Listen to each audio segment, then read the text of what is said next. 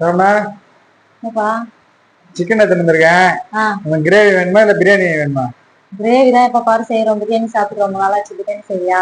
பிரியாணி தான் வேணுமா? ம். சரி செஞ்சு தரேன். பிரியாணின்னு சொன்னதும் வாயில இருக்க 32 பல்ல மூடவே இல்ல. பிரியாணி குண்டால செய்யலாம்னு சொன்னாரு. நான் தான் எனக்கு குக்கர்ல தான் வேணும் அப்படின்னு. அப்புறம் பார்த்தா அவர் சொன்ன மாதிரியே பத்தல. அதுக்கப்புறம் பெரிய பாத்திரத்துல வந்து மாத்திக்கிட்டாரு. எனக்கு பிடிச்ச பிரியாணி அவர் செஞ்சுக்கிட்டு இருந்தாரு. அவருக்கு பிடிச்ச ஒரு டிஷ் தான் வந்து நான் செஞ்சுக்கிட்டு இருந்தேன். நாளைக்கு எடுத்துட்டு போயிட்டு 2 நாளைக்கு வச்சு சாப்பிட்ற மாதிரி செஞ்சு கொடு அப்படின்னு சொல்லி கேட்டிருந்தாரு. வேற ஒண்ணும் இல்ல, புளிச்ச கீரை தொக்கு தான் வந்து செஞ்சிருந்தேன். ரெசிபி வேணும்னா சொல்லுங்க, ஷேர் பண்றேன். அவருக்கு வந்து பிரியாணிக்கு தம் போட ஆரம்பிச்சிட்டாரு. தம் போட்டுறதுக்குள்ள நான் வந்து இங்க தொக்கு வச்சு முடிச்சிட்டேன். உண்மையாவே வந்து செம்ம டேஸ்டா வந்து இருந்துச்சு. நானே எக்ஸ்பெக்ட் பண்ணல. பிரியாணி செய்யலைன்னா மாஸ்டர் வந்து இதை தான் சாப்பிட்டுருப்பாரு. ஐயோ பிரியாணி செஞ்சுட்டோமேன்றதுனால தான் பிரியாணி சாப்பிட்டாரு. இந்த அளவுக்கு டேஸ்டா இருந்துச்சு. பிசைஞ்சு ஒரு வாய் வந்து என்னுடைய பார்ட்னருக்கு ஊட்டி விட்டேன்.